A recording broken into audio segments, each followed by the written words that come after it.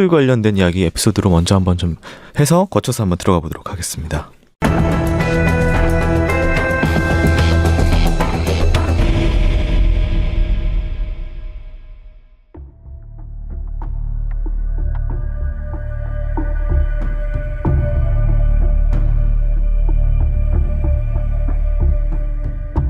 예조판서 이세자는 떨리는 손으로 왕 앞에 술잔을 들고 있었습니다. 연산 10년 음력 3월 3일 한양으로 올라온 이세자에게 왕이 친히 술을 내리려고 하고 있었습니다. 이세자는 다시 왕의 술을 받는다는 것이 너무나 떨리고 괴로웠습니다. 연산은 예조판서 앞에 웃으며 서서는 술을 따랐습니다. 이세자는 불편한 듯 손을 떨었고 그런 모습을 보던 연산은 술을 다 따르고선 이세자에게 한마디 건넸습니다. 이것이 내가 전일 기울여 쏟은 것이다. 연산은 크게 웃었으나 이세자는 웃을 수 없었습니다. 바로 한 해 전인 연산 9년 즐거운 연애 자리에서 재상들과 임금은 술을 주고받고 있었습니다. 그러다 연산 앞에 예조판서 이세자가 자리하게 되었습니다. 이세자는 술을 잘 못했지만 왕의 앞이기에 술잔을 내밀었습니다. 연산은 흥이 올라 술잔을 가득 채웠습니다. 이세자는 평소 같으면 마시지도 않을 술이지만 연산이 자신을 지켜보고 있기에 떨리는 손으로 답술을 억지로 받아 먹었습니다. 그런데 잘 하지 못하는 술이다 보니 마시며 많은 양을 흘렸고 자신도 모르는 사이에 왕의 옷에 술을 떨어뜨리는 실수를 하고 맙니다. 이세자는 불안한 눈빛으로 왕을 쳐다보았습니다. 그러나 연산은 연애 자리에서는 막상 아무 말을 하지 않고 자리를 떴습니다. 그날 밤 궁으로 돌아간 연산은 승지들을 불렀습니다. 예조판서 이세자가 왕을 능멸하려고 자신이 내린 술을 반은 버리고 심지어 왕의 옷에 술을 흘렸다며 국문을 하라고 명을 내립니다. 이에 이세자 본인은 전하 앞이라 떨려서 술을 흘렸다고 해명하고 주변에서도 이세자가 실수로 그런 것이니 절대 악의는 없었을 것이라며 감싸주었지만 결국 이세자는 파직당하고 맙니다. 이 사건을 단순히 볼 수 없었던 사람들이 있었습니다. 그건 이세자가 바로 패비 윤씨에게 사액을 들고 간 인물이기 때문입니다.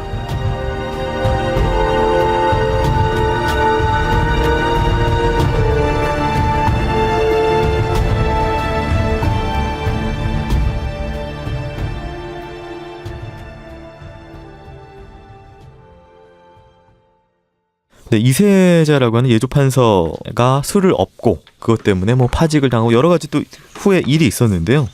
이후에 일하고 좀 해서 이세자 관련된 에피소드를 좀 말씀해 주신다면요. 이세자에 대한 우리 청취자들이 좀 궁금해하는 부분이 있기 때문에 이걸 먼저 말씀을 드린다면은 네. 사실 이세자는 자신의 어머니, 사실 우리 패비윤 씨라 불렸던 그 어머니가 결국 사약을 받을 때 네. 사약을 가지고 간 장본인이에요. 네. 그럼 이세자 같은 경우는 사실은 자신은 사실 지금 모시고 있던 왕의 어머니를 자기가 결국 직접 죽인 건 아니지만 그런 결국 명령을 갖다가 결국 행했던 사람의 장본인이 바로 자기라는 거죠. 근데 이 당시를 조금 잘 살펴본다면은 이 이세자와 연산군 간에 이런 사건이 있었던 시기가 연산군이 즉위된 지 한 4년째예요.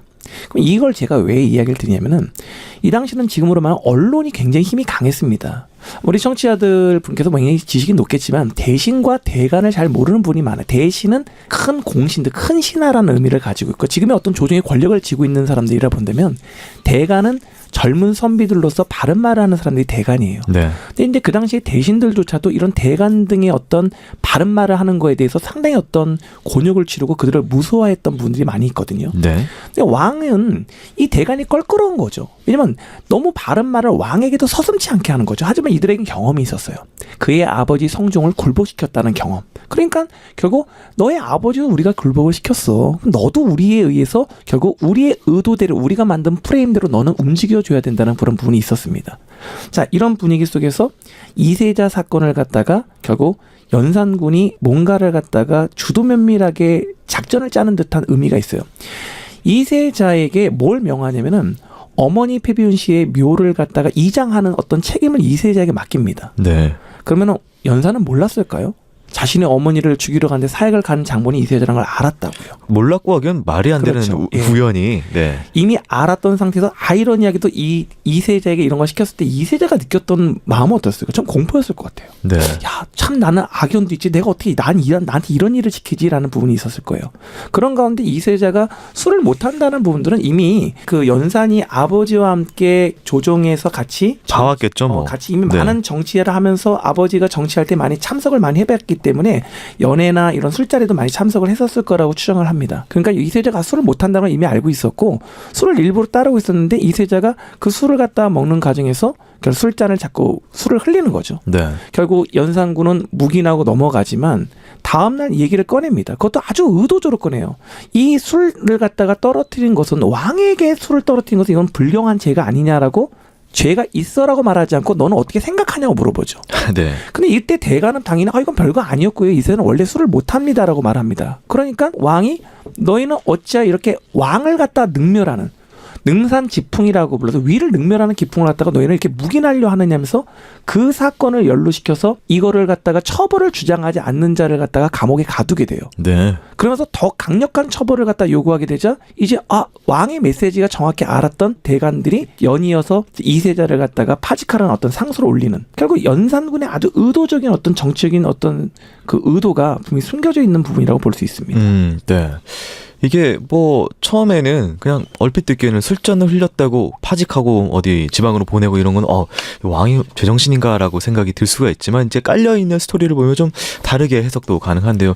교수님이 보기에는 이제 앞에서 저희가 이제 연산의 캐릭터를 조금씩 살펴봤는데 이 캐릭터 안에서 지금 이세자에게 했던 게임 그리고 뭐 정치적인 어떤 상황들을 좀 포함을 해서 어떤 의도로 보시나요? 일단 먼저 왕비의 어떤 그 패비윤 씨의 그거를 좀 맡긴 것부터 해가지고 좀 의도를 분석해 주신다면요. 어쨌든 뭐 그 이세자한테 그 행위를 맡긴 것은 일단 한번 떠봤을 가능성이 높아요. 네. 떠보고 반응을 보는 거죠. 반응을 봤을 때 이자가 진짜 그것을 가지고 만약에 그냥 뭐 그만두겠다 아니면 뭐 그걸 가지고 딴 마음을 품는다든가 아니면 뭐 이걸 가지고 다른 형태의 의도를 드러낸다든가 이런 부분은 물론 못했을 거지만은 이것은 이런 것을 맡겼을 때 다른 그러니까 그 이세자를 보고 있는 많은 신하들이 어떻게 처리될 것인가에 대한 부분을 분명히 봤을 거라고 봐요. 일종의 본보기를 보인 형태가 되는 거죠. 네. 그런 형태에서 이세자를 처벌을 할 것인가에 대한 얘기를 하고 거기에 따라서 자신의 어떤 정치적 선택을 했던 부분들은 그러니까 대놓고 얘기하지 못하는 부분이지만은 어쨌든 의도를 가지고 행동이라고 볼 수 있는 거죠. 그 부분은. 제가 이 쭉 연산에 관련된 자료를 보면서 이 연산이 신하들한테 하는 말의 습관 중에 이런 게 있더라고요.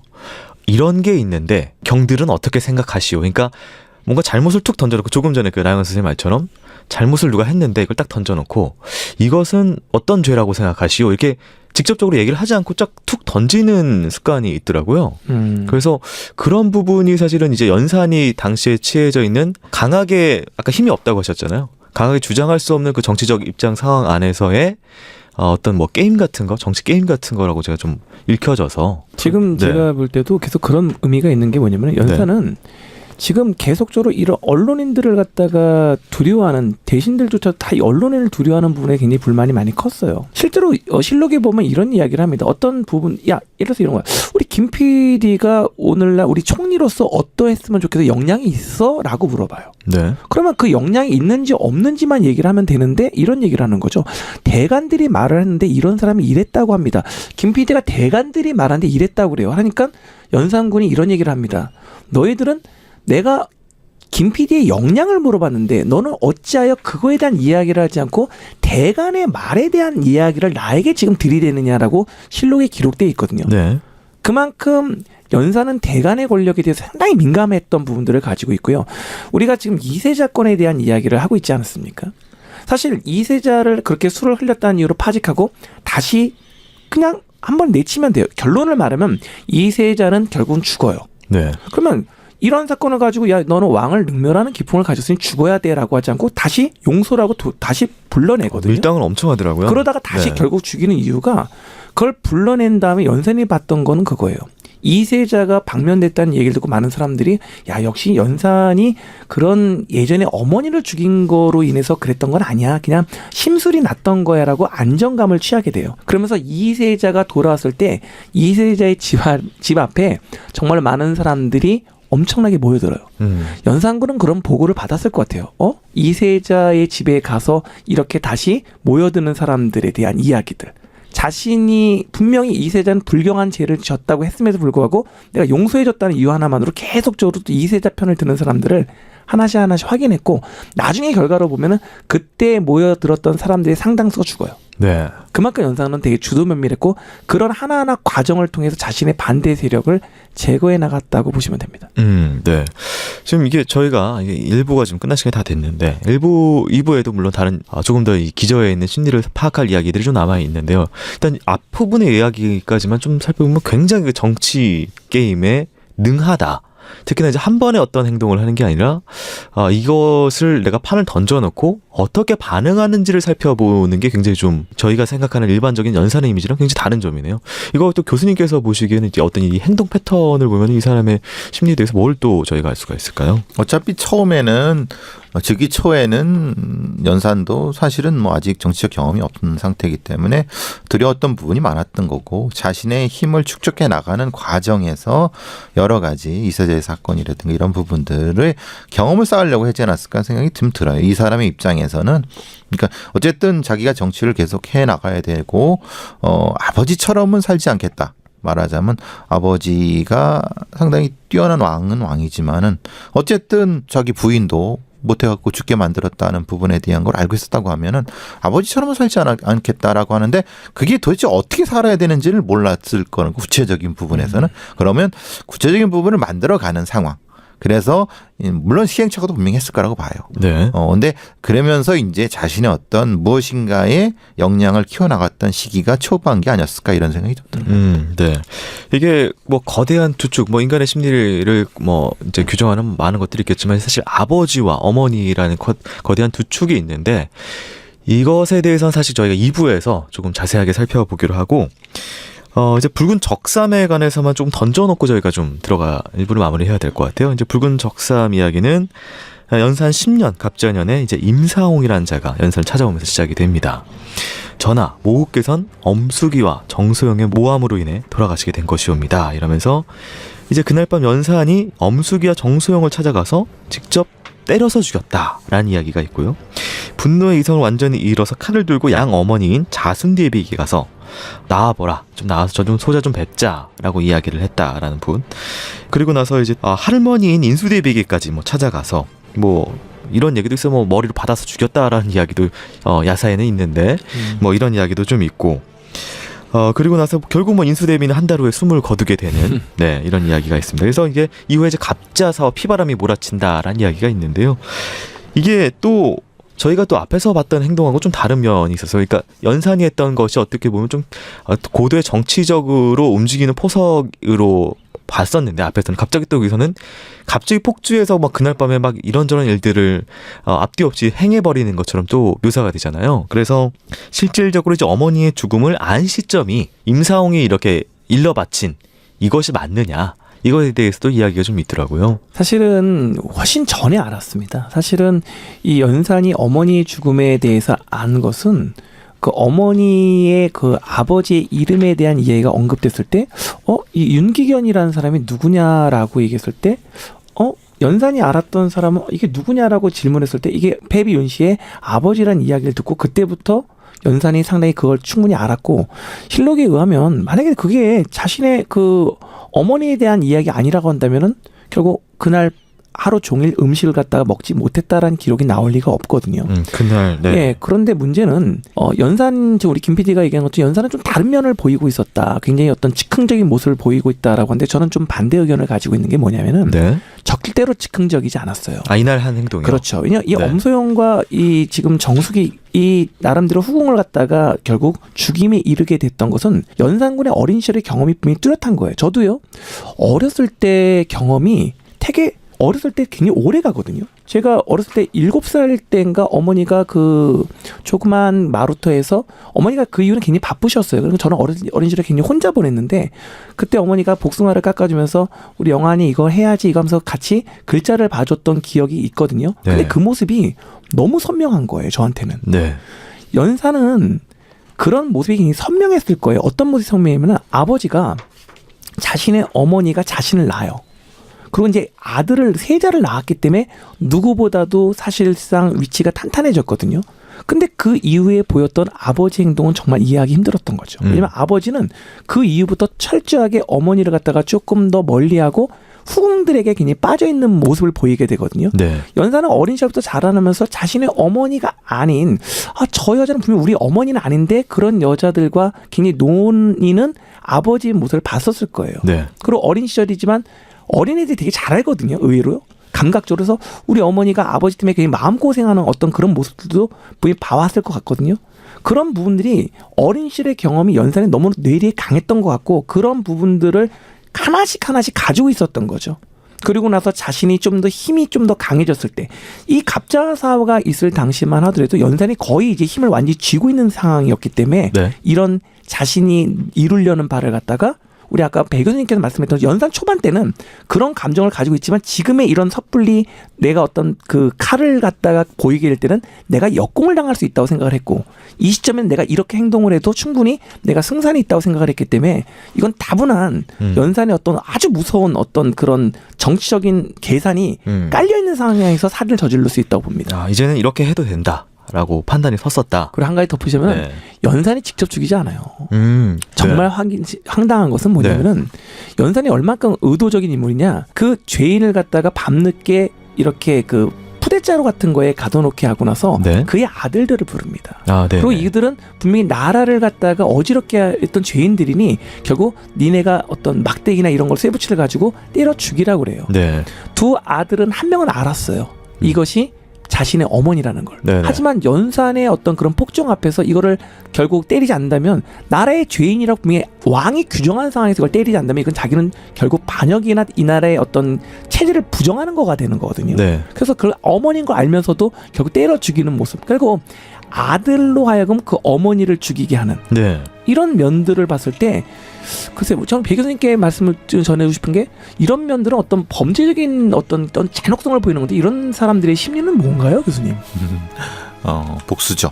그렇지만은 복수. 복수라기보다는 의도가 있는 거죠. 네. 이것은 명백하게 강력한 힘을 가진 사람이 다시는 이거를 뭐라 그러나 자기한테 반대하지 못하게 하려고 하는 네. 심리적인 제압이죠. 아. 네. 두 가지가 같이 보이는 것 같아요. 이제 어머니와 아들의 관계라는 것이 사실은 이제 연산에 굉장히 중요한 것인데 그런 것이 지금 이제 아들로 하여금 어머니를 때리게 하는 행위가 하나가 있었고 또 하나는 이제 나영원 선생님이 앞에서 말씀해 주셨다시피 이제 유교적인 국가 사회 안에서의 가장 넘으면 안 되는 것이 이 자식이 부모를 해야 하는 것인데 그것을 행하게 했단 말이에요. 이 연산은 이 두 가지를 동시에 행하게 한 것은 분명히 또 본인의 이제 의도, 이성적인 의도가 있던 무의식적인 어떤 것이 있던 뭐가 있을 것 같은데 이건 뭐 어떻게 봐야 될까요? 분명한 것은 두 가지. 그러니까 자신은 유교적 질서에 전복되지 않겠다라고 하는 첫 번째 부분이랑 그리고 그것은 이 자신의 개인사이기도 하지만 이것은 국가의 대사라고 하는 것 두 가지를 그것을 보는 사람한테 명확히 알려준 거죠. 그러니까 내가 국가고 나의 의도가 국가의 대사인데 그것을 행하지 않으면 이렇게 된다 뭐 이런. 그러니까 네. 왜냐하면 어쨌든 저 앞에 있는 사람은 아무리 일종의 그 숙이라든가 이런 거지만 아버지의 여자들이잖아요. 네. 아버지 여자라 하더라도 이건 어떻게 보면 개인 가정사죠. 그렇지만 이것은 가정사가 아니라 뭡니까? 국가의 일인 거죠. 그러니까 앞으로의 것은 이건 난 국가의 일로 처리하게 하겠다. 그러니까 패비윤 씨의 일을 국가의 일로 처리하겠다는 명확한 선언이죠. 그 선언의 가장 큰 것은 뭐냐면 아들한테 어머니를 때려 죽이게 하는 거잖아요. 가정이라면 전혀 그렇게 할 수가 없죠. 그러면 네. 이건 국가에 대해서 하는 거죠. 네. 지금 우리 교수님 말씀 중에 사실 이제 우리 일부가 거의 마무리가 되는 시점인데도 불구하고 제가 말을 끊을 수 없었던 부분들은 국가가 곧 왕이다. 왕이 국가라는 부분들이라고 지금 말씀하신 부분인데요. 이게 지금 연산이 있었던 시기가 저 동성을 비교하면 16세기거든요. 16세기는 영국의 절대왕정시기예요.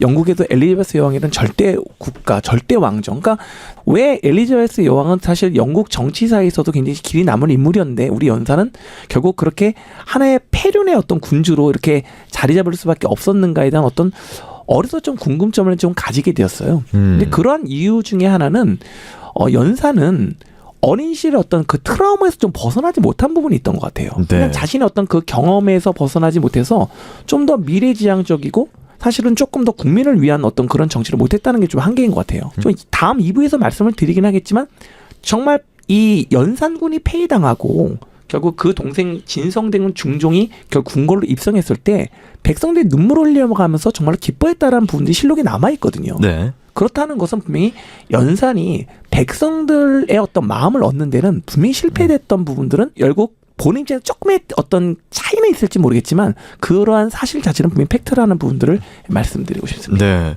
뭐 저희가 이제 연산을 뭐 옹호하기 위해서 뭐 그의 성적 방종과 그다음에 이제 뭐 요새로 치면은 그냥 성폭력이죠. 이런 것을 뭐 옹호하고자 뭐 또 변명하고자 했던 것은 아니고요. 이 한 인물에 대해서 좀 파악하기 위해서 이야기를 좀 나눴다는 점을 다시 한번 좀 말씀을 드리도록 하겠습니다. 네. 네, 갑자사화 이야기 그리고 이제 아버지 어렸을 때 이야기, 뭐 사슴에 관한 일화 그리고 장록수 등 아직 나오지 않은 많은 이야기들을 통해서요. 이 연산을 구성했던 것은 무엇인지 그리고 그의 최후까지 뭐 좀 살펴보면서 또 뭐 시사하는 점들 뭐 이렇게 해가지고 좀 2부에서